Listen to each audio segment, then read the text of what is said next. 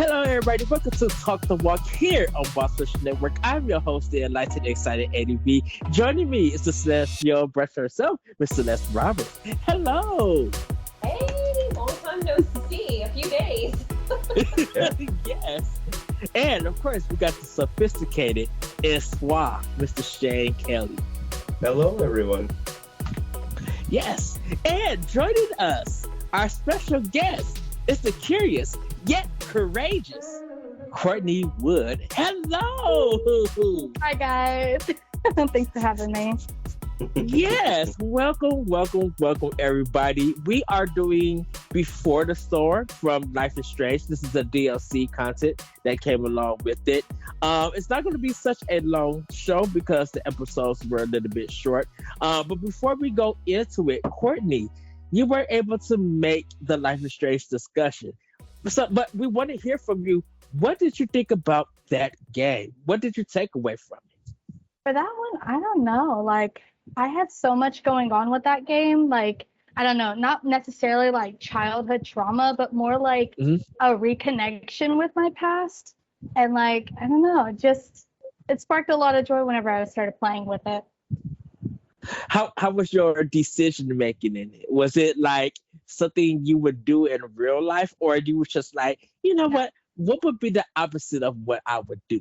It was literally the opposite of what I would do. I was like, all right, let's be bad guy this week. Okay, that was the wrong path. Maybe we have to do this other way, it was just a back and forth with me. I wanted to do it the wrong way, and I kept doing it the wrong way. And I was like, I want to see how the story would go on this way, not the other way. And what did you think about the twist at the end of chapter 4? I think it's chapter 4. I believe it's chapter 4. I literally had to just turn the game off. I was like, why? Why did it do it this way? It was like literally turn off, take a break from it, contemplate my life, and then go back to it. And last but not least, what did you think of the music from Life is Strange? I loved it. I actually have a Spotify playlist that is nothing but Life is Strange. Okay. I can actually find it one second. Yes. Shane, that might be where you have to go because I think you said you can't find some of the music anymore. Oh, you have the disc. Good. Oh, nice. I like this one. However, in the game they have we'll talk about it more, but they have that fictitious band, Firewalk, and they don't have any music on here. So I'm like, wow. Please include that. That's what I'm looking for. Yes. Well, everybody, we got some trigger warnings for you for a little bit of this discussion. We're going to be talking about death, drugs, drinking, and attempted murder. But I got to open a question for everyone. How good are you at back talking to someone? Now, I'm going to say this. As a Black person in a Black family, there's certain people that you back talk to. You can back talk to your sisters and your brothers and your friends. You will not back talk to your parents because you would not be living by the following hour. Your soul will probably be somewhere in the street, and your body will be dead on the stairs somewhere. But I think if I back talk to somebody, I do it in a snarky, sarcastic manner. And sometimes I'll do it with my voice, like imitating them and taunting them and stuff. That's the kind of way that I back talk. Celeste, how do you back talk if you back talk? I was a sassy teenager to my parents. I'm not gonna lie. I could be a little bratty sometimes. I remember my mom was driving us, and I had not the first Evanescence album, but the one after the EP. I can't remember what it's called. I'll just call it Evanescence. With Amy Lee's face, the blue face, and my mom. Immortal. This is depressing. Yes, Immortal. Thank you, Shane. My mom was like, "This is depressing music. How could you listen to this?" And I said, "Well, she sounds better than you." Oh. And my mom ejected the CD and cracked it in front of my face. Wow. So But generally, I do not backtalk to people. I try to maintain the peace. I bet you didn't see that coming. No. What about you, Courtney? Well, no, I've been trying to do the whole back talking, but the closest thing I've got to back talking is my road rage because they can't hear me and I can't hear them. Like that's as close as my back talking gets. What about you, Shay? I don't. I'll tell you when that happens. I don't think I'm very good at it. If I have done it before, I'm not aware of it. Maybe the closest thing is certain people say ocarina instead of ocarina because you don't say octopus, you say octopus. Oh, I love that justification for it. So I'm guilty of saying ocarina of time because, and I will explain before we go on. It's one of the ninja guided things or ninja gated things. When you're not taught certain words, you just think that's how they sound and everything. Because just like Octopath Traveler, that's the way that they say it. So when you say ocarina, it's just, I think it's that T that comes in. When you're so used to saying like stuff like October and everything, you know, instead of saying, you know, like octagon octopus. instead of octagon. Yeah. I think it's just the way that you are taught that because I'm guilty of saying caramel when it's supposed to be caramel. No, it depends on your region. We could have a Yeah, whole you can episode. say whatever you want. Yeah. It's praline, not praline. Sorry. I'm just picking. You can Pecan or pecan. on. But again, it's regional pronunciation. Yeah. So we're gonna get into this discussion. This game was developed by Deck 9. The background of Life is Strange Before the Storm is an episodic graphic adventure video game developed by Deck 9 and published by Square Enix European subsidiary. Its 3 episodes were released for Microsoft Windows, PlayStation 4, and Xbox One in late 2017. It is the second entry in the Life is Strange series, set as a prequel to the original game, focusing on 16-year-old Chloe Price and her relationship with schoolmate Rachel Amber. Gameplay concerns itself mostly with the use of branching dialogues and interacting with the environment. And so now, while it's been a while, the game is available for Android, iOS, Google Stadia, Linux, macOS, Microsoft Windows, PlayStation 4, Nintendo Switch, and the Xbox Series. The first episode, Awake, was released on August 31st of 2017. Episode 2, Brave New World, was released October 19th. And episode 3, Hell is Empty, was released on December 12th, 2017. There is a bonus episode, Farewell, which was released on March 5th of 2018. Before we get into it, what did you guys think about this game overall, in a sense? Because I know it's short, and I know it's still, some of the characters from regular Life is Strange do pop up in this one, but then there's some characters that you just don't see when Max is there. So I wonder, did some of the students leave and graduate, or is it just some characters they just didn't bring because they weren't part of the original game? They weren't thought of until this prequel or this DLC was there. Shannon, I'm gonna start with you. What did you think about this game? Well, I enjoyed it, of course, because it's Life is Strange. But like you said, the actors, I think it's the Screen Actors Guild and is it the American Federation of Television and Radio Artists? Mm-hmm. They were on strike, I believe, for almost a year, from I think October. I think I wrote down October 2016 to September 2017. So so they didn't really get a lot of their reprised actors. So you can tell, especially with Chloe. There's just a slight less excitement in her voice. It's not that she did a bad job. It just in the first one she had that exciting, more in your face type voice, where in this one it didn't. So it kind of lent to just a okay experience with her in this one.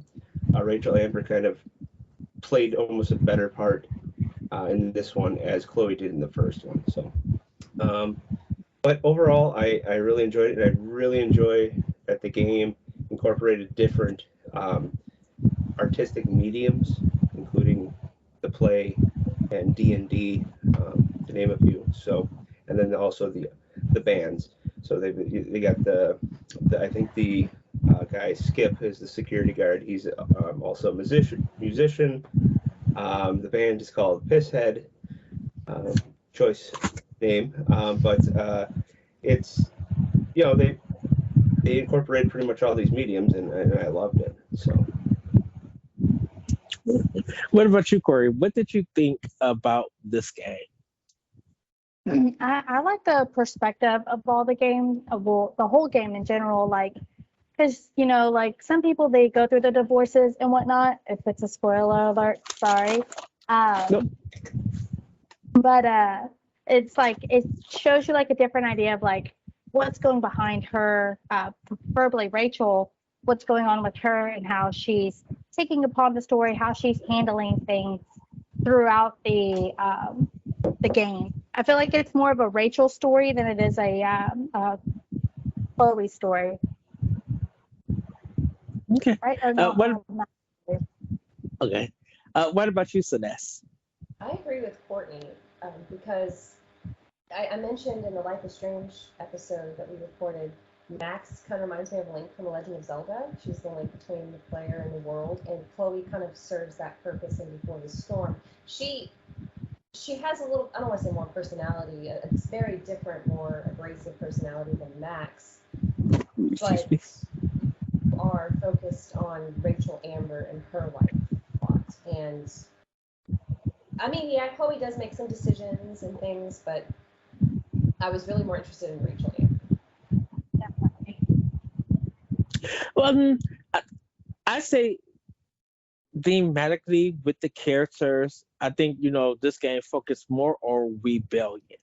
The way that Chloe rebels against her mom's boyfriend at the time, how she rebels at school, but then how Rachel kind of also rebels against this goody two nature that she's been seeing from other people.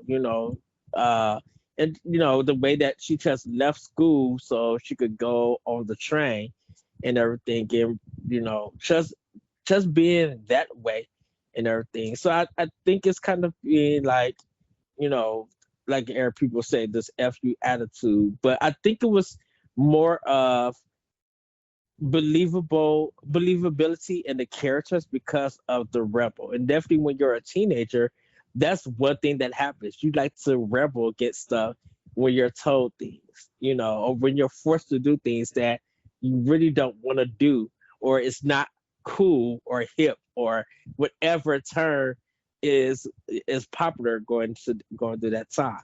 You want to rebel. And I guess that's what I kind of liked about this game, though I kind of felt like this was more of a movie than a mystery in a sense to me.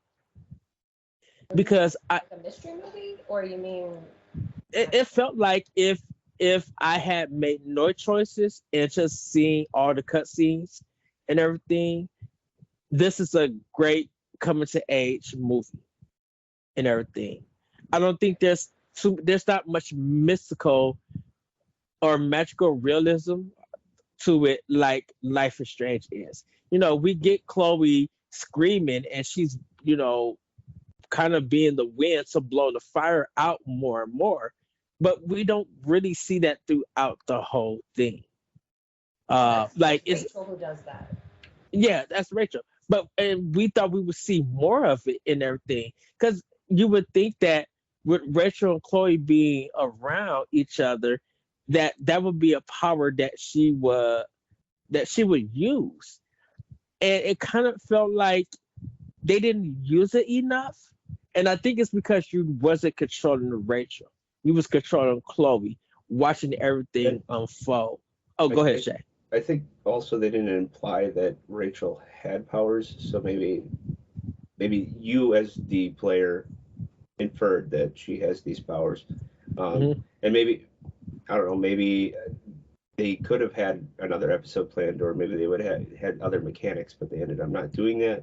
But I do think that that could have been an avenue they could have went down, but we kind of know the outcome of Rachel because of Life is Strange. So yes. Also, I thought what was interesting too is I believe since Deck 9 that did this one, yeah. They with their T-shirt designs based on what you picked, they had alternative dialogue. So they kind of used the style you picked as part of the dialogue with interactions with people in the game. So that was kind of cool because they did do that in the first one. Yeah. Yes. So, well, let's jump into a little bit of this. 3 years before the events of Life is Strange, 16-year-old Chloe Price sneaks into a concert at an old mill. Conflict arises when two men decide, but she escapes with the help of schoolmate Rachel Amber. The next day, Chloe and Rachel reunite at Blackwell Academy and decide to ditch class, hitching a ride on a passing train before getting off at a lookout point. So when you're on the train, you get to play Two Truths and a Lie. What did you guys think about that? Ooh, I think to rewind back to the mill. That's a big part. Yeah. Okay. Go ahead. I'm sorry, you can't skip Firewalk. That's Shane's band. Yeah. Okay. I wish as a young adult or young teenager I could have went to this barn, which I have been to a barn concert before. Wow. But instead of the band name being Firewalk, it was Leisure Tube, and I don't think that was any better. But yeah, so it that whole scene there, they had a good 3+ minutes for that whole interaction of Chloe going up to the loft, watching the band. It reminded me of a Rock Band scene from the game. You just sit there and listen to it, watching the characters all move and interact, and it was just a great experience. And that's, I think, even though I did like Life is Strange's music, I really, really enjoyed this portrayal of actually going to watch a band and listen to them just put the music on the CD. So I was afraid for Chloe falling off. Every time it looked like she got close and moving around, I was just like, if she falls off and this turns into a quick time event, I may have to let her get hurt or It's the fall on next somebody. Exactly. And I can see you like on the couch or on the edge of the couch eating popcorn, and as she's getting closer, you're shaking your popcorn and going, no. Yeah. Anyone else about that area, about the beginning and stuff? Get to see Chloe is really rebellious. She's a lot, I don't know if braver is the right term, but at 16, I've actually never snuck out before. I don't know if that just means I'm too innocent or something, but I've never snuck out. But I guess now as an adult, like, I'm not a parent, but I kept worrying, like, girl, you're surrounded by these really sketchy looking people. Especially a lot of men, and there's drinking, there are drugs, some of them have weapons on them. But Chloe, she holds her own. Like, maybe I'd want her on my side in a bar fight. She backtalks the bouncer. She seems very confident in herself. So I give it to them for the bouncer, the way that they wrote him. He acted. And he was just like, you know what, kid? Yeah, go in. Now, just know I can't protect you, but I understand your rebellious behavior because I would to be honest, was with you because he was just like, "That's a Simone flower," and that, oh, and that's when Chloe knew that she had him at that point in time.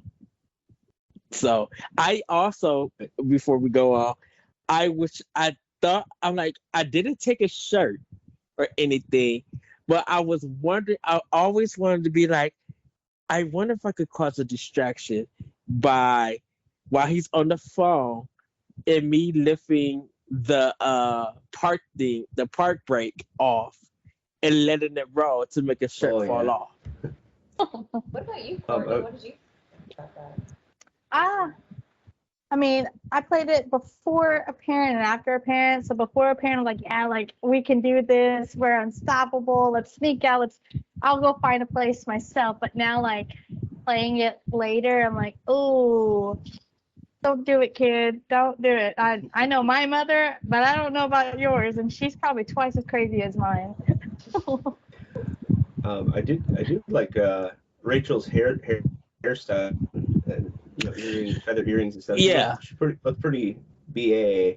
But she kind of reminded me of Aloy from Horizon Zero Dawn. Yes, how her hair looks. So. Yes. So, but get into the train part. The two truths and a lie. What did you guys do? How did you feel about that? Alternated answers. Yeah. I kept it to where they were friends. Okay. But I did too. Yeah, like, I didn't. I know Rachel was it really felt like Rachel was trying to force herself onto Chloe. And so I didn't feel like the love relationship that they was trying to input into this game was authentic. It wasn't real or believable for some reason. Like Chloe doesn't seem like the lesbian type. And Rachel was just really trying hard in this game. Design wise. They made her like really try hard. They're just like this is not authentic. I think if this scene happened after the play of the Tempest, it might make a little more sense, and maybe your choices would be different. But I didn't think it made. I guess you weren't really that deep into the game where you even as a player felt that way at all. So I think that's why maybe all four of us chose that in the first place, because it's not deep enough into the story to pick that. And Rachel's not only like, she's a very attractive girl, she's not only popular, but she's very smart, she's very ambitious, and she's very well liked by majority of the students at Blackwell Academy. And by the way, Chloe goes to Blackwell Academy. Yes. Yeah, I don't know if we mentioned that. She and Rachel are classmates. I guess, so this is honestly going through my head, Ed, how you were talking about it doesn't seem believable. Rachel seems like she has ulterior motives sometimes, and I kind of feel like she's someone who's used to getting whatever she wants. Like, she knows how to be charming. I'm not saying she's never genuine or caring, but I think she's used to being able to beguile people, and they go along with her whims, and they just get into her. So this could be a stretch, was she viewing Chloe as a conquest? Like, I go through my rebellious phase, and I'm interested. Either she's bisexual or just curious. I don't know. I think. Shoot. Go ahead, Shay. Sorry, Ed. I was gonna say, based on later on what you find out about her dad, it almost seems like it runs in the family, that thing about being secretive, not necessarily lying, because no one really found out until later that she was dating Frank, stuff like that. And then with Jefferson later on. So it could be, maybe it's a notch on my bedpost. I want that person. I'm going to go for it. No, it's not an answer. Yeah, there's something about the persuasion and manipulation in this game that Rachel cuteness hides. It's a two-sided coin in the sense that yes, I'm cute, I'm beautiful, people love me, but I'm going to use that to my advantage to persuade you to do something, and I'm going to get out the benefit out of it. And don't care what the outcome is. I could get out of it because I'm a good actor, and everybody is fit to believe the way that she acted. Now, her getting the wine bottle, that was terrible. That was bad acting. But the way that she convinced the principal, where Chloe was just like, I know you was making this up, but it was good enough to persuade the principal that she did it. Chloe's gonna roll along, different on your choice, but she did it. But the consequences wasn't dire. Missing a play. Do you think Rachel cared about that? No, not really. You don't think There's so? gonna be. I don't think she cared about that play. She wants to be an actress, though. She wants to be on Broadway. She wants to be a model. She wants to go to Los Angeles. Yeah, she does. I don't know. What do you think, Courtney? I don't know. I think it was like just kind of like a shot in the dark, and she was just kind of like hoping on whatever, what was ever going to happen was going to happen. But I mean, her friend did kind of, as we all played, kind of like turned her down. Wanted to keep it as friends. Wanted to keep it as a story. So I feel like it was kind of just one of those. I'm just going to throw this out here. Hey, I'm trying to do this fun stuff. Let's see what happens. And then we're all like, no. And she's like, whatever. Yes. Well, let's see. The next day, Chloe and Rachel reunite at Blackwell Academy and decide to ditch class. You skipped a really big part, Ed. Which part? Okay, so they're on the train and they get off at a lookout point, and there are people watching through a viewfinder. Yes. Oh, that's what I was about to get to. Oh, okay, because no, so they're on the train, they get to the lookout point, but you started saying the next day. This is the other part's all in the same day. Oh, no, that's what you have down for the summary. You have the next day, Chloe and Rachel reunite at Blackwell Academy and decide to ditch class, hitching a ride at the passenger train. Oh, I thought you were getting off a lookout. I'm sorry, you jumped. Well, it's not okay. So the next day, Rachel and okay. Sorry, Yeah. I jumped to the next one. I freaked out. I was like, this is the most important part of the whole game. Celeste is using your back talk. This is my bad. They people watch through a viewfinder and see a man and a woman kiss in the park below, which upsets Rachel. They take a walk to a local scrapyard. Chloe confronts Rachel about her change in mood, but she refuses to answer. So, we kind of find out. I knew something was wrong when she started talking about her parents while she was on the train and about her dad and everything. And so when you're going around doing a watch Friday after, you got the bottle of wine, everybody drinking and stuff, Chloe and Rachel are voicing thoughts of people and everything. And Chloe finds a guy kissing a girl and started making fun. Rachel sees it and runs away. Now, we see the girl in a few cutscenes before they even get to the people watching. And everything. So we see her because she's in white. And then when they see what the guy does, Rachel gets upset. It kind of starts blaming Chloe, and you can see the turn in her voice and her anger. That cuteness is gone away. So her true feelings are coming out. What did you guys think when you saw that? Celeste, I'm gonna go with you. Okay. I apologize. I thought you were jumping the gun. I got so fired up. So I thought at first that the man was someone Rachel was in a relationship with. And I thought she was seeing him make out with another woman and she was jealous. Because she seems like the type to go after much older men at her age. What about you, Courtney?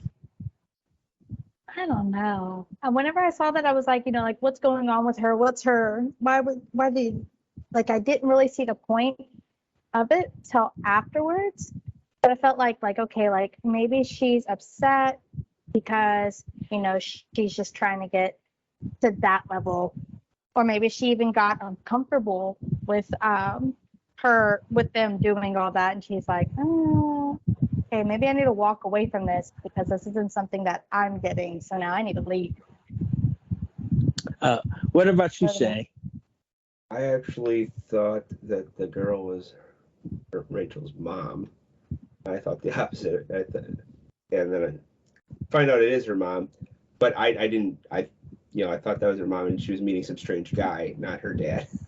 So, so later on when I found out, this, it it made a little sense in my head. It just at the time I didn't put two and two together. So.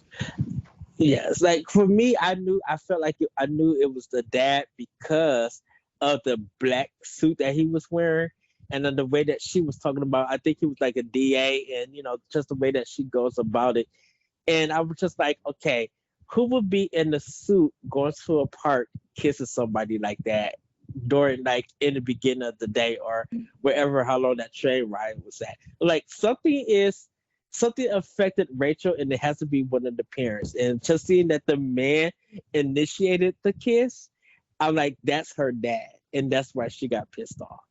I always thought that the couple were much younger than like her parent age till after finding out that it was, what was going on.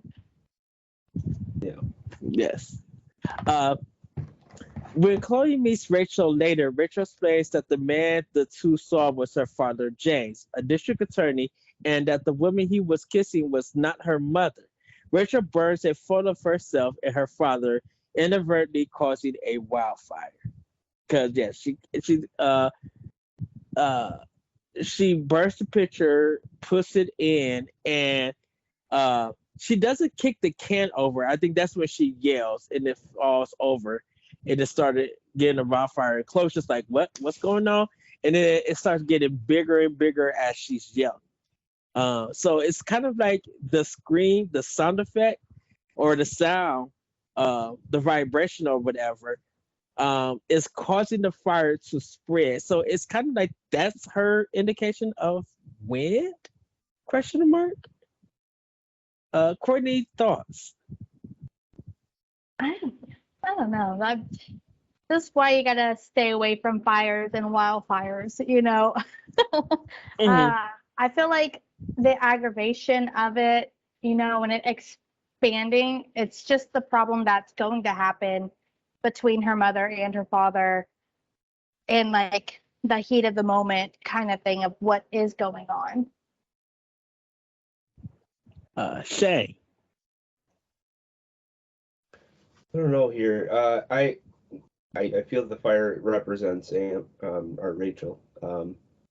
So I think her own personal anger is the fire, and it was raging. As the farther it got, the more angry she got. I don't necessarily know if she has powers, but the wind almost emphasized when she yells towards the fire, and then later she gets stabbed with a knife, that fire is extinguished immediately, and even the firefighters are trying to figure out what happened there. Also, I don't know if you guys remember, they had those like dream sequences with William as well, and William even talks about the fire. I wrote down actually one of the quotes he said because I thought it was kind of interesting. Was it when it was at some car? It was a big fire and it was roasted marshmallows. Yes.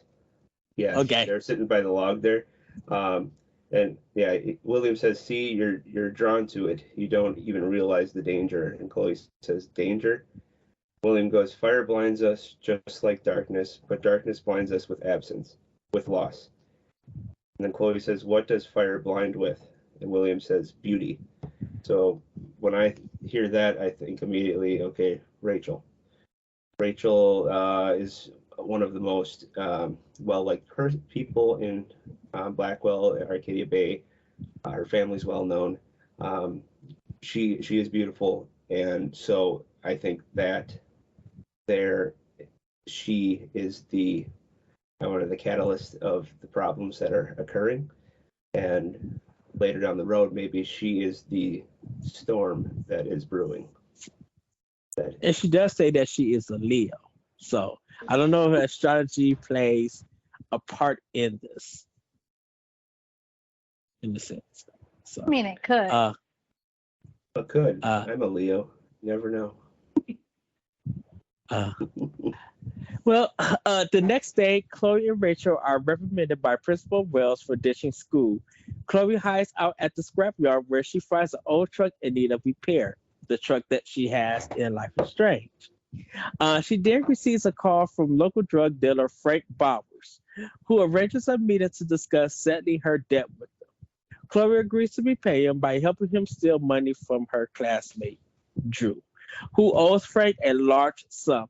However, Chloe learns that Drew is being violently extorted by another drug dealer, Damon Merrick, and she must decide whether to pay off the dealer with the stolen money to protect Drew or keep it. So, Shane, thoughts? Well,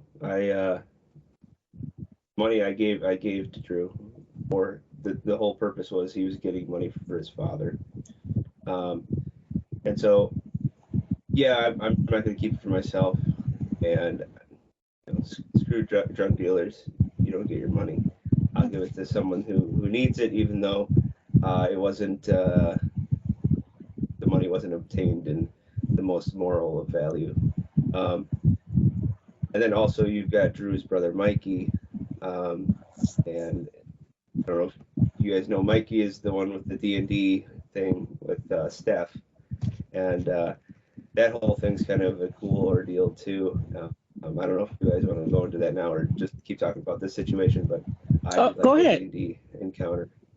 You go ahead. I was gonna say, so I think Chloe wanted a pirated copy of a movie, and Steph has it, and so they end up asking her if she wants to play D&D, and I don't know if you guys partake in it, but it's real fun. I did. Just the whole dialogue and everything is really cool, and I've never actually played like a full campaign of D&D. I've played other games like Mothership, that is like D&D.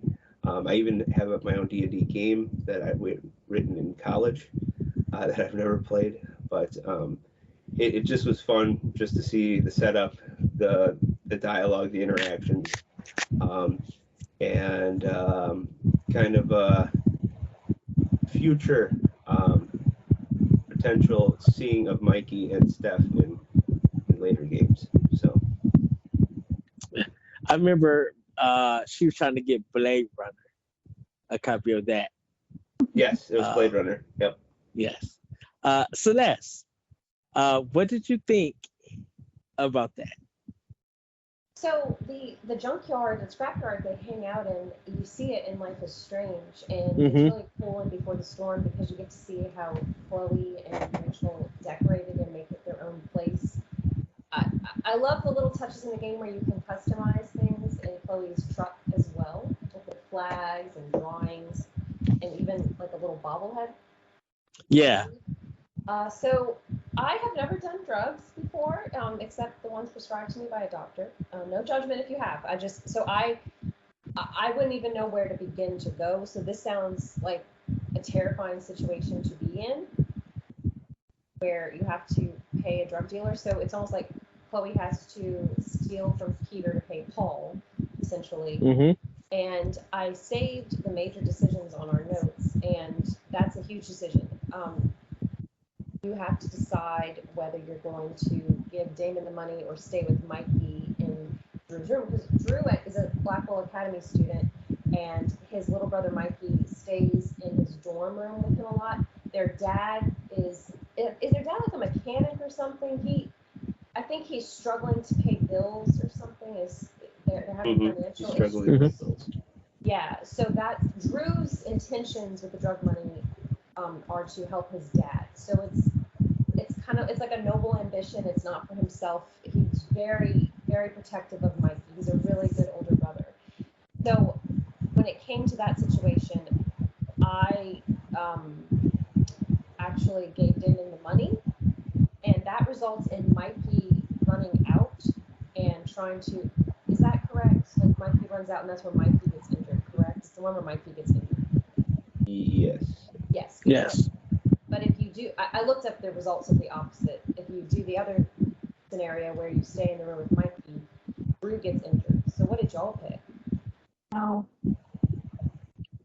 I did the one where Mikey got injured, so that Drew one that would have been awful to like really witness. I think the door's closed and you just hear Damon beating him up.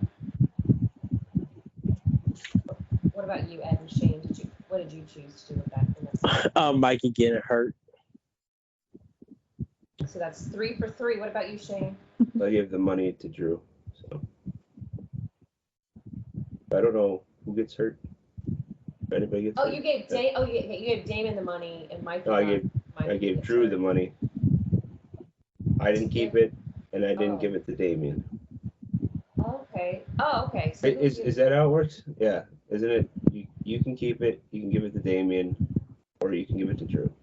Yeah, but Mikey got hurt in your scenario. I can't remember. I gave it to Drew. So whatever happens after that. Okay.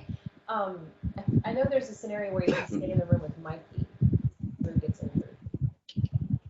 Instead of Mikey. But, yeah. What about you, Ed? What did you think about that? It was kind of hard because I'm just like, like you said, robbing Peter to pay Paul and all of that mess. And I was just like, you know what? You put yourself in this situation. But I am I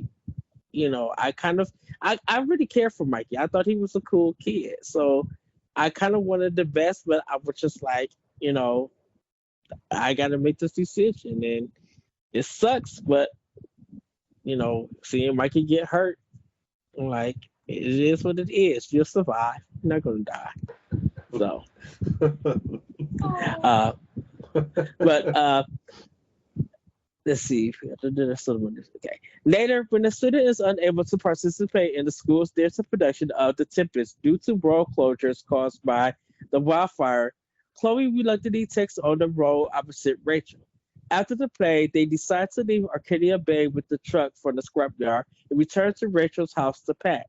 Following a confrontation there, James reveals that the woman they saw him kissing was Rachel's biological mother. Twist! Drama. Arcadia Bay is full of drama. I'm telling you, these small towns. I live in a small town. There is drama. There really is. In every small town there is. I guess we have nothing else to do. No. What did you guys think about that reveal? I kind of thought that it was back to the beginning of it and Rachel being upset. I thought it was kind of like a wasted energy now. Like now she's feeling dumb, kind of like, oh, so you're not cheating, ? Like she's now confused. I mean, because I would be confused. I'd be like, okay, so who's the lady that, has been my mother? You know what I mean? Yeah. What about you, Celeste? I was kind of wondering, why is he kissing her? Is he having his cake and eating it too situation? Is he still in love with her? And you do learn, he tells you the whole. It's a cool little part where you can play through his memory and walk around as James. And I think they were high school sweethearts, and they got married right after. And then they had Rachel, but the mom was her name's Sarah, and she was a drug addict, and he was worried about how she would influence their child Rachel and everything. And it sounds like James was more ambitious and ready to grow up, and he wanted to have really high goals of becoming an attorney one day. So they separated, and he tells Rachel that he continued to pay Sarah, not child support, but I don't know if alimony would be the right term, but he supported her lifestyle. He helped her pay her bills.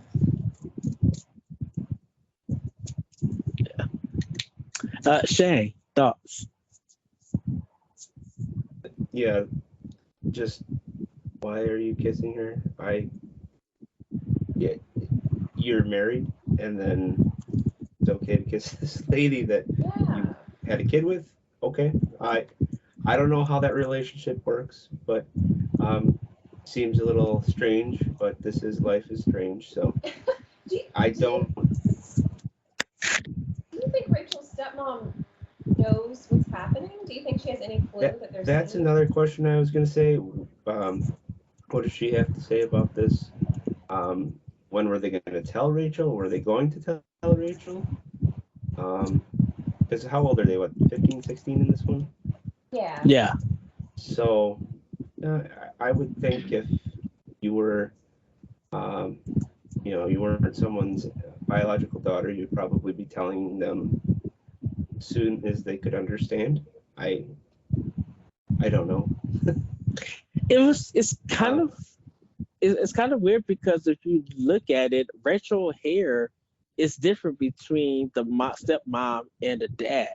Like looking at it, the stepmom doesn't have red or blonde or brown hair. It looks like she had black hair, and the dad had black hair. In a sense, you don't really see because Sarah's hair is blonde. I don't know if that was her natural color or she had dyed it. You kind of don't get no indication that Sarah and Rachel, were connected because there has to be some kind of DNA, and it didn't look like it at first to see if they are connected and everything. Yeah. So at the time watching it, I just thought that it was a girlfriend that the dad was shacking up with, bang skeeted. Side piece. Oh, yeah. And so when this reveal happened, I don't know about this reveal. It kind of felt like, oh, we're just throwing this in to hide in the game. Like it could have been anybody. Like it could have been David's ex-girlfriend. Oh, that's a stretch. David Madsden, like yeah, Chloe's mom's boyfriend. Yeah, but that's hilarious. That would be funny. But think of that being a more impactful twist than what was shown to us. Because think about it, your dad is kissing my mom's boyfriend ex. I'm not following that. I'm not gonna lie. I mean to pitching to Deck 9. Yeah. Right. So it's upsetting. So it's upsetting Rachel, but then it's blowing Chloe's mind because it's just like I got some dirt that I could tell my mom right now that will break up or mess up their relationship. So wait, she's not David's ex, right? You're just saying what? No, I'm just saying if that was the case. Oh, better story behind well, it. why would that break them up if that's an ex? Like because it was just like, did you know who David's ex was? And so Chloe would probably try to find each and everything to see how it would make David look bad to use it. And why not try to lie to my mom? I'm on drugs. I'm hiding all of these secrets. Why not try to persuade my mom to break up Chloe would leverage this. Yes. Somehow. Okay. Now we need a whole section on just David and his life. Yeah, it would be Life is Strange Before the Storm Part 2. Yes. Desert Storm, because I think he served in Desert Storm. Is that right? Yes. Yeah. So, FYI, David might show up later too, if you guys haven't played other games. all right. Rachel is told that her biological mother, Sarah, is a drug addict and that on the day her father kissed her, he had rejected Sarah's plea to be reunited with Rachel. Chloe vows to find Sarah. Chloe contacts Frank, who agrees to meet her at the scrapyard. She repairs the truck there before Rachel arrives. They are ambushed by Frank and Damon, who stabs Rachel after he realizes she is the district attorney's daughter. Surviving the wound, Rachel recovers at the hospital. Chloe continues the search by investigating Jane's office for clues about Sarah. So now we're getting close to or we're in episode 3, and the mystery is kind of unraveling and everything. What did you guys feel about the Celeste? I'm gonna start with you. What's the name of that boy who's obsessed with Chloe that they had like a one night stand or they hooked up a little bit? Evan? Uh, I can't remember his name. he had like He texts her he had. every now and then. It's not Drew. I know who you're talking about because he was trying to take Chloe out to the movie, to the Tempest play and everything. Yeah, I can't remember. Can't remember his name. He shows up while you're scrounging around in James' office, and he gets really aggressive. He is not a fan of Rachel, actually, and he thinks that she's a bad influence on Chloe. So on one hand, I agree with him. He's trying to protect Chloe, but he's also, the way he's talking to her and he's treating her and he's trying to prevent her from moving around, I think he grabs her pretty aggressively. He's very forceful, and that was making me very uncomfortable with how he was treating her. I did not appreciate that. Yeah, Chloe can take care of herself for the most part, and I did not like how that dude was talking to her and treating her. I do think it's, I think it's intentional, obviously, that the play they're performing is The Tempest, which is about a storm, and Life is Strange, a storm is heading to Arcadia Bay. And thank you for pointing out the William sequences, Shane, because I also think it's funny that they focus on William Shakespeare. And Yes. her dad's name is also William. I don't know if that's just a coincidence or both the play is prophetic and symbolic, and then her dad is also trying to be a sage to her. I don't know. Yeah, leads into me thinking that the raven symbol for Chloe is William guiding her to the truth. And I don't know, just maybe, the raven flies to where Rachel is and she follows. Maybe it's just her dad, trying to steer her into, I don't know, whatever path that's going to lead to. So I believe you're talking about Elliot, Celeste. Elliot. It starts with an E. Yes. Elliot. Yeah. He's a forgettable but annoying character. I think he's what the kids call an F-boy. Is that correct? Yes. Is that the correct type of person for that? Courtney, what did you think about this section? I don't know. I was kind of like cautious about it because they are still teenagers and an adult like trying to talk her into not telling Rachel what was going on. It was kind of I guess like a little trigger warning, but I mean, what are you gonna do? I mean, she is pretty like responsible adult, kind of like she's very mature for her age is what I've gotten off of the story. So I knew she could handle herself. I don't know. I was just kind of off by it when he was all like, don't tell her, pretty much. What about you, Shay? I don't know. I didn't care for this portion of the game. It wasn't my favorite. I just like the I don't even know how to say it. It was the lull, the boring part of the game for me. So I just clicked things and made them happen. And Elliot, again, I didn't even remember his name. I just knew I didn't care for him, and I'll leave it at that. Well, Chloe continues to search by investigating Jane's office for clues about Sarah. Chloe learns that James is crooked and has been in contact with Damon. She then finds out that Damon has kidnapped Sarah. She races to Damon and Sarah's location and learns that James wanted him to kill Sarah. Frank appears and confronts Damon, presumably killing him. Sarah is saved and begs Chloe to never tell Rachel about James' actions, not wanting her relationship with her father to suffer. Back at the hospital, Chloe is faced with the choice: tell Rachel everything or protect her from the truth. Ed, what'd you think of all this? I um it wasn't it was okay. It wasn't dramatic.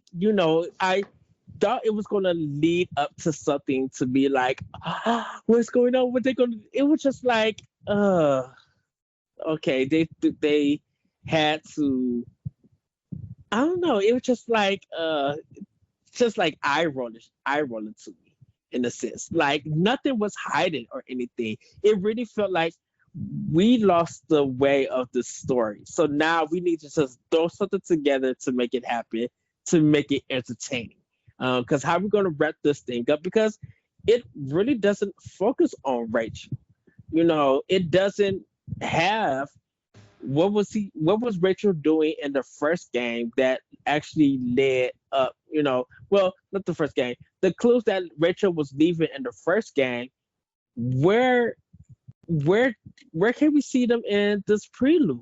Like, and like the pictures and everything, it was just, I don't know, it was just like, this was written and really thrown together just to have something hiding to end it and everything. Because you would think that with Rachel's power and stuff, that she would scream when they were at the junkyard and her and Chloe would get away, and then things start happening and everything, and it just didn't feel that way. Anybody else? That was me. I was just like, Underwhelmed, Ed. I think we all felt that way. We just kind of wanted to hurry up with this one because it was too gruesome. It's too much going on in so little time, and you're like, okay, what's next? Because this isn't doing what I need it to do. Well, that's a good point too about how Rachel was able to scream once, and it seemed like she had mystical powers. Yet that's the only time you see that happen, unless you believe that she's controlling the storm heading to a bay later. Okay, so did anybody else feel this way during the Sarah sequence at that barn? Again, you're back at the barn where Firewatch played. Firewalk or Firewatch? Firewalk. Firewalk played. Interesting. I thought that was a dream sequence. I thought Sarah had actually died, and you are having these dreams where you're talking to her. Did anybody else get that sensation? A little bit. yeah. It seemed really surreal. I was like, oh, is she? It just like she seemed really lucid and she was being very wise. So I thought it was kind of like a William sequence, Chloe. But apparently she's alive. And that is interesting. what's really weird, if you look at the connection to the first game, both games, in the last portion of the game, there's always a barn. What is it about a barn in this series that just makes things like uneasy? Is it because that no one thinks about it? It's so basic, so you just like, oh, it's a regular barn, farm animals poop and all of that stuff. But then don't realize that sometimes the most hidden, not hidden, the most basic unaware things, like you don't think about it, has something hidden in it. When you look at Life is Strange, the barn was hiding the teacher's studio and and his craziness. And this one, it was just like, yes, they're doing it for their concert, but then they're also doing it for this portion of the game. Like, it's the biggest set piece to end the game. Yeah, In everyone came for the hoedown, but didn't get that. So, so some thoughts on this. So it's already hard to trump the ending of Life is Strange, or I should say even chapter 4. You finding that out at the end. So this already here has to be a different ending. So maybe it's strewn together to kind of, I don't know, just be a Christian, like a lead up to Life is Strange, but it already is failing to meet that just because the first game was so good. The other thing is with Rachel, I'm thinking the symbolism of the fire and then her getting stabbed later on and the fire going out is symbolism of Rachel living a high and extreme lifestyle and then being snuffed out as she gets killed. So I think that whole symbolism of that, and then the chaos of the storm is people not knowing where she is, not knowing what happened to her, and trying to discover what that could be. That's a great That's really deep.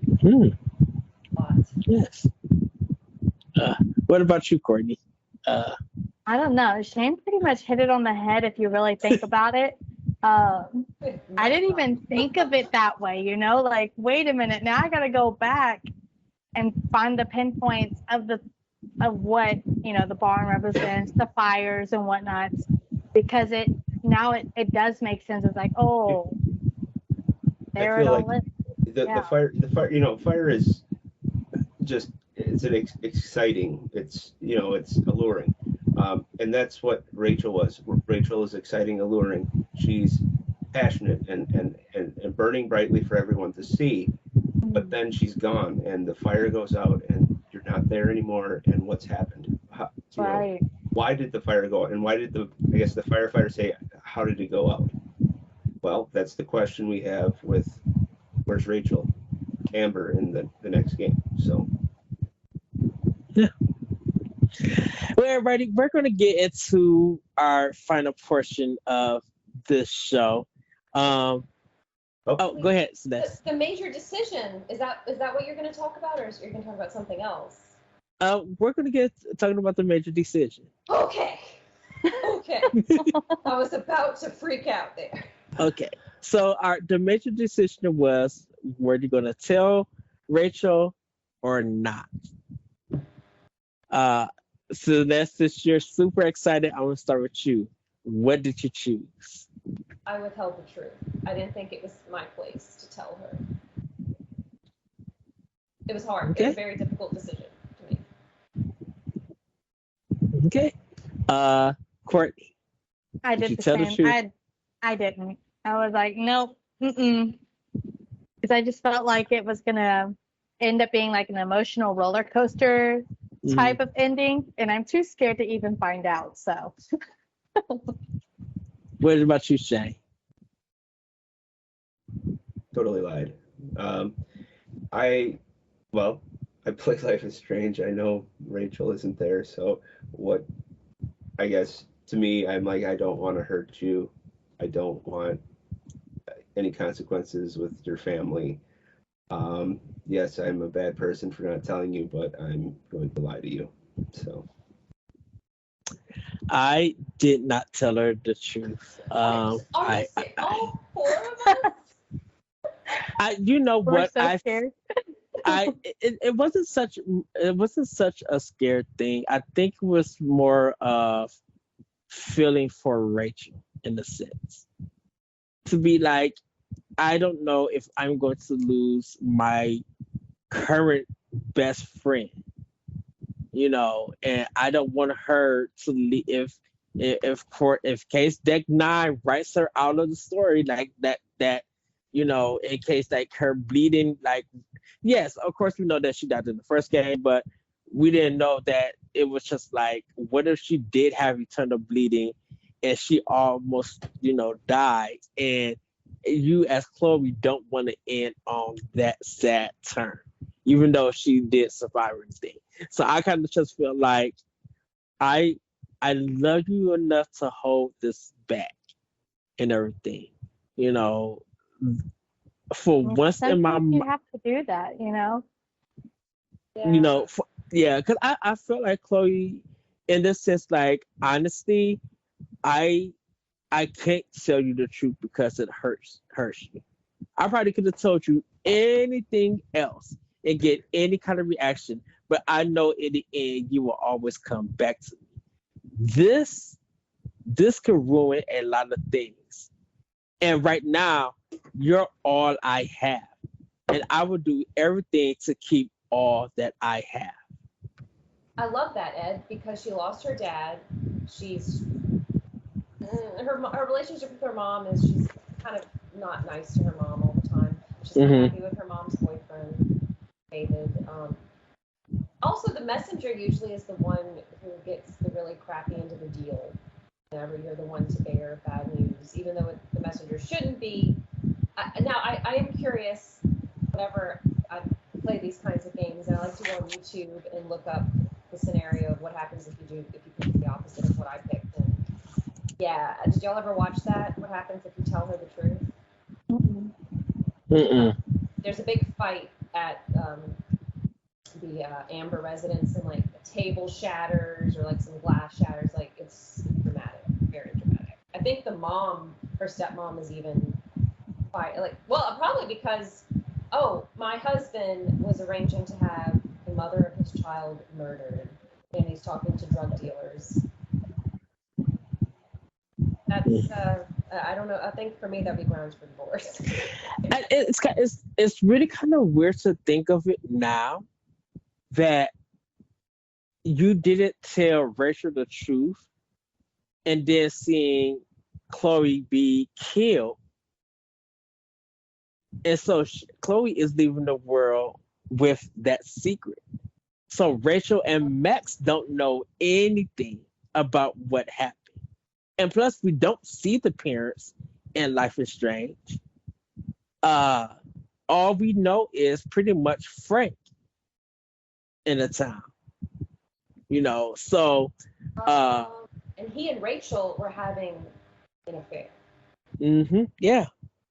which is she's much younger than he is, by the way. He's like a grown adult. He should not be hanging out with someone her age. So it feels like after she got out the hospital, something happened between their friendship where Rachel ended up with Frank.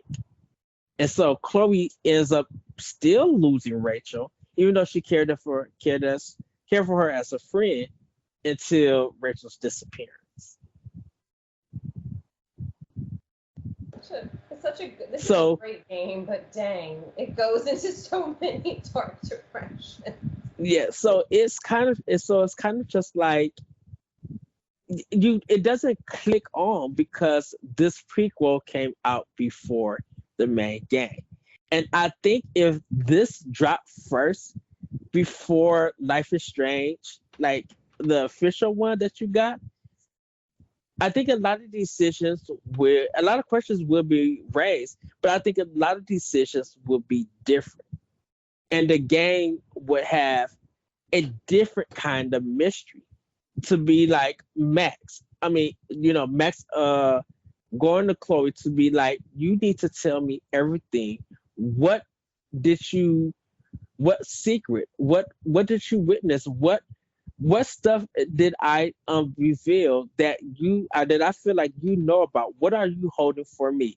I want to know everything. If we're going to be friends or partners in this situation, I want you to be front and honest with me. That's a great point, Ed, because knowing what we know now, if Rachel was missing and Chloe's wondering where she is, knowing that her mom was alive, I'm Mm-hmm. curious if she was like maybe Rachel ran away with Sarah, but that's never brought up in Life is Strange. Mm-hmm. Yeah. Oh, we got to talk about. You want to talk about the ending of this game? I mean, you can. Um, you see, there's like a close up of a cell phone that's ringing. Chloe's calling Rachel's cell phone. And in the background, you see flashes, and you hear a camera snapping. And if you played Life is Strange, you know that it's Mark Jefferson taking photos. That's what I think about that ending. Which, yeah, that's almost creepier than the actual scenario with the dad. So. Yes. Courtney, what So. Oh yeah, no, I'm right behind him. It was creepier. It made me definitely have to like reevaluate my life, kind of. Had to stop the game. Like, Does it? No, I don't have children, but does it? Like how you were saying, and I was saying, like, you know, if I were 16, I would have gone to the barn, but like as a parent, I view it differently, or as an adult, I view it differently. Were you kind of thinking about, like, what if that were my kid with this creepy teacher taking pictures? And did you ever have those thoughts, or got really protected? No, but now I will. Yeah. And I think I mentioned in other episodes, I do not like taking pictures as a mechanic in the game. So this really reiterates why I don't like camera type things in games. So I'm fine with taking pictures in games and everything. I think when you see something like nice, like people can see my photographs from Ghost of Tsushima because of how artistic it is and everything. But then you could also see the nonsense that I have from Harvest Moon with some of the characters in the dialogue to be like, it's a sunshiny day and it's raining in the background. Like, like the irony and everything. So I think taking pictures could do something.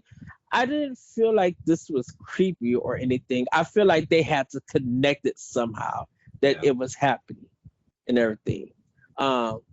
I think if it was going to be like literally creepy, I something else would have to happen where I just feel like, man, how would this, like, how do you heighten this and everything?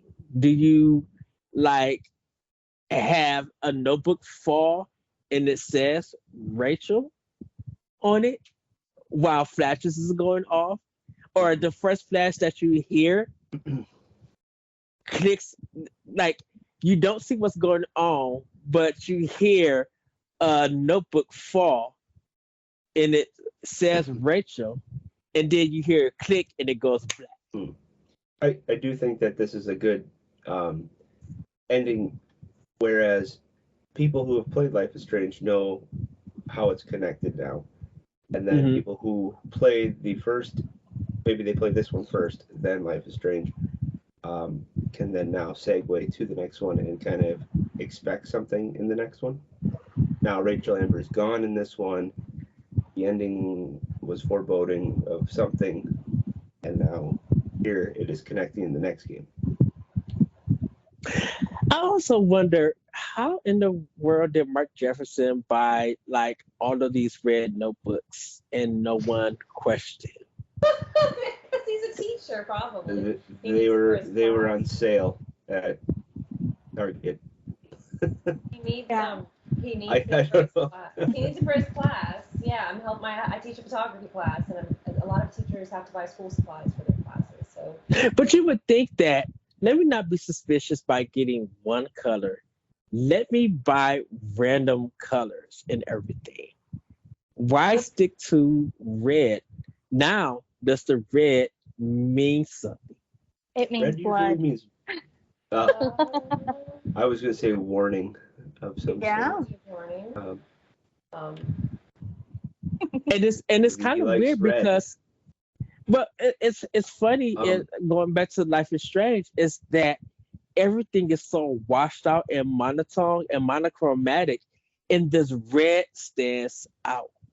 So now thinking about it, you in a dark room, it's red. You develop photos in red light. Yes. Okay. That's a great point. That kind of why I kind of think it was red, but I guess I didn't put too much thought into this. But if you think about it, he's a photography teacher. Yeah. It's a red notebook. Yeah. When the red light's on, you don't come into the room. I mean, to me, if you want to be sneakier, you would have bought it like a monochromatic color, like gray or black, so they wouldn't stick out.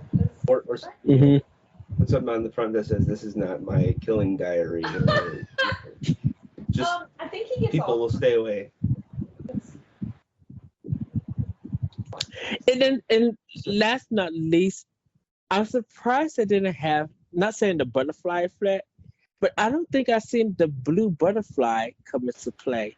No, it's like the all-seeing eye on the triangle, like Yeah. Illuminati symbol. Yep. And then they even have the Illuminati shirt that you can choose to wear. Yeah. So, I think so, right? That's the one that's Yeah. used whenever you make a decision. Mhm. Yeah. I don't So know. Are we also going to Well- talk about the farewell part? oh, Very go short. ahead, Shay. Extremely short. I don't know. I was just going to say the farewell thing was, I think, was a bonus episode, and it was with Chloe and Max before. I think it was the day of, or a couple days up, leading up to Max leaving for Seattle. So Mhm. kind of goes through, kind of connects the past with the future of how Max and Chloe knew each other. I don't know if you guys remember any details. I remember her just walking around the house looking at the pictures and playing in the backyard and stuff. But I don't know how old they were in there. Like 13. 11, 13, 12, Yeah. somewhere around there. Yeah, pretty young. It was good though. It's Yeah, really I it's very enjoyed it. touching. It's very touching because it kind of like a coming of age story of, oh my gosh, my best friend's moving, Mhm. and to couple it, William dies. Just that's a huge amount of trauma for anybody, much less a child. Hmm. Yeah. It's out of all of these games, I mean, for the Life is Strange and before the store, how many deaths are there? We know Chloe, Rachel, William, Nathan, William, um, Victoria. That's not finalized. I'm just saying, but people did die in the game, in a sense. David did die Yeah, when he was David trying to died. rescue Max. Uh, But Max. the weird part is this is Okay. like within 3 years of all these deaths happening, right? I believe so. Yeah, like Yeah. from 13. 18. Yeah. Well, yeah, maybe a little longer than maybe about 5 to 6 years. By the way, The that person they get. the triangle with the eye is called the Eye of Providence. And if you're American or you've seen American money, it's on our $1 bill. Yes. Well, we're gonna get into our last portion, our thoughts about this game. Celeste, I'm gonna start with you. What are your thoughts about this game? I just want to point out, Shane, that the city seal of Kenosha, Wisconsin has the Eye of Providence. Oh, okay. Just a fun fact. But David knows I about that. will. I'll let David Geisler of Another Self Podcast know. Yeah. That's where he's from originally. I really love this prequel. I'm really happy that they decided to make it because I think it provides more closure. Because we know Amber was having an affair with Frank and Mark Jefferson, and we know that she killed at some point before the events of Life is Strange. But I think she's such a mysterious character that I really liked getting to see her more, and I like seeing what shaped Chloe. I especially like that farewell episode, seeing trauma and the trauma of losing her dad and her best friend moving at the same time. So I think you need to play this game. If you haven't played it and you love the Life is Strange series, you have to play Prequels. It's short, pretty short. Okay. Shay, your thoughts. I love the music again in this one. I think it really amps it up a little. Trump's a little more than I like it a little more than the Life is Strange soundtrack, just because of Firewalk. Also, I think they really make the arts shine in here with theater and with the D&D and with the bands, musicians in there. So I really enjoyed that portion of it. So the story was okay. I still, again, don't have a least. I do have a least favorite Life is Strange, but all of them are very good. It's like Zelda for me. All of them are good. I just, you know, and I didn't care for some of the voice actor changes. I it's nothing against the voice actors or anything. Just when you're used to something and they change it, and you're expecting a certain persona, a certain voice to be backed by the character you've witnessed before, it just brings you out of it a little. It's kind of like movies where they change the actor, actress that you're used to, and then you get somebody else, and it could go either way. It could be a better choice, but in this case, they were good, but not how I was hoping they would be. So, but I definitely recommend this game here. So, Courtney, final thoughts about this game? Okay, so I'm gonna jump back to Shane's with the voice actors. It kind of reminds me of whenever they did the Halloween Town series, and then they jumped into the the Return to Halloween Town. Is that kind of like the vibe you got off of it? Now that you say that, yes. Yes. So what happened? Okay, can you give a little background about that? They changed the main actress for all. So there was the main actress for all three of them, and then the fourth one they changed the main actress to someone else, and they didn't say why. They just kind of played it off. Oh, that's the same person. That's the same person. Yeah. Yeah. Okay. Definitely not No, fun. But no, I get it when an actor or actress passes away in real life and then they gotta substitute someone.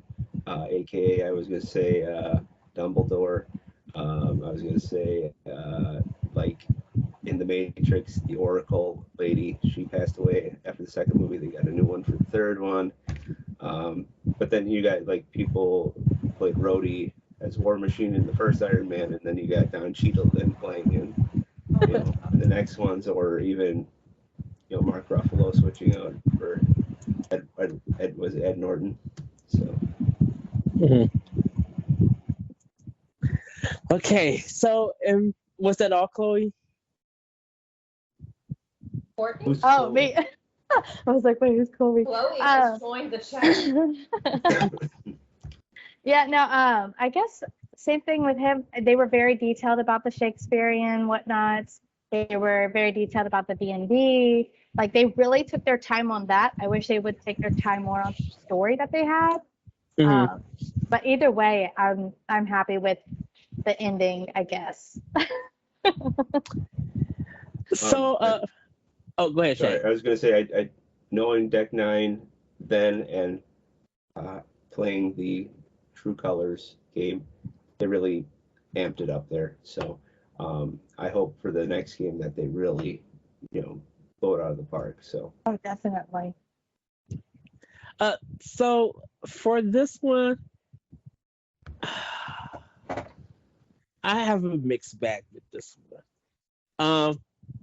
I think the beginning and like half of episode 2 is strong, and then I just feel like episode 3 lost me. It's just it felt like when they tried to do the reveals and the twist, it kind of felt, and definitely with Rachel getting stabbed and going to the hospital, it kind of felt like they lost the story and they lost the interest. And so I would say I would recommend people play it, but I don't think you're going to get involved. I don't think you're going to be like engaged with the story like you are going to do with actual Life is Strange, because there's so many twists and turns that Life is Strange has that you think is one thing, but it's actually something else. And definitely you get the characters that flesh out. So you as a person with your morals, you got more to choose and do, even though it's just like did I make the right one? Okay, this is the way that it ended. So if I do a replay, I could choose to end it this other way and feel better or happy that I didn't make that choice. With Before the Storm, I what was the storm? What was before it? Like what was I really feel like it lost its way halfway through episode 2 and 3. Like 3 just feel like it was cobbled together in a sense. So play if you're gonna play Life is Strange to get the full story. But if you like really want to just let me see what this series is about, and maybe this one's because it's short.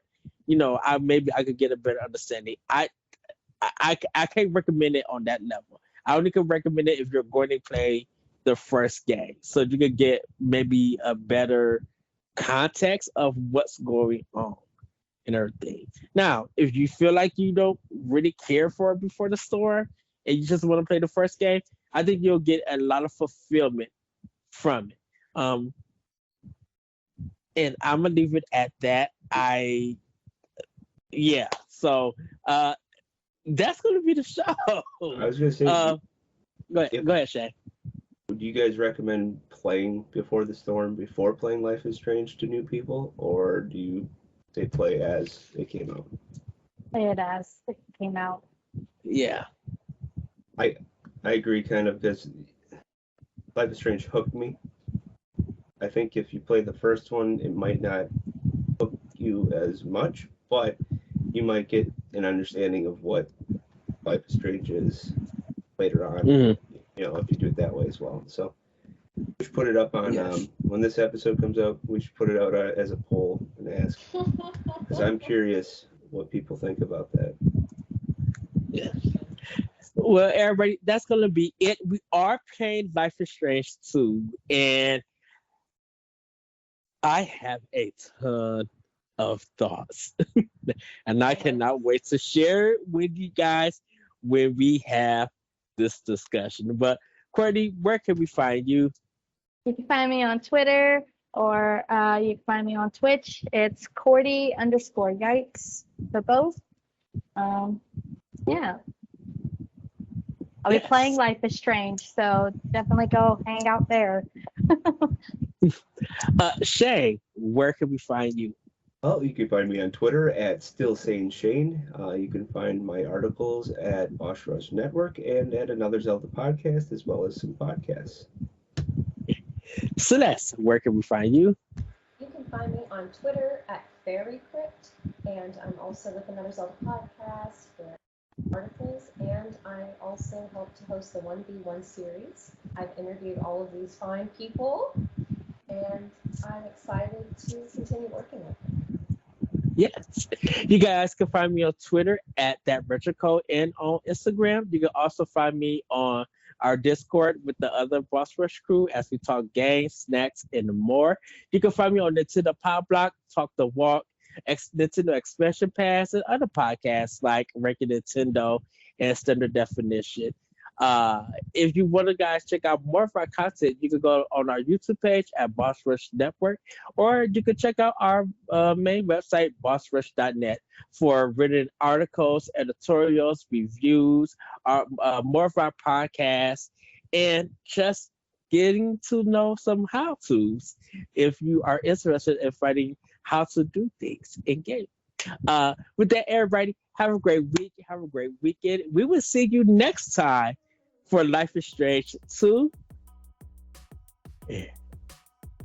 I am pausing because I had to take a breath because that game came to my mind, and I'm just like, we're going to have a really good discussion. And just let everybody know that in November, we are doing Life is Strange 3, True Colors, so you guys can play that. And we're doing Detroit Become Human in December. So that is our leading up to the end of the year of the games that we will be playing for Talk the Walk. And we will find out what work we're going to do for January. I think it's going to be very interesting what we're going to do for January. With that, everybody, have a great week, have a great weekend, and we'll see you next time on Talk the Walk. Bye, everybody. Take care.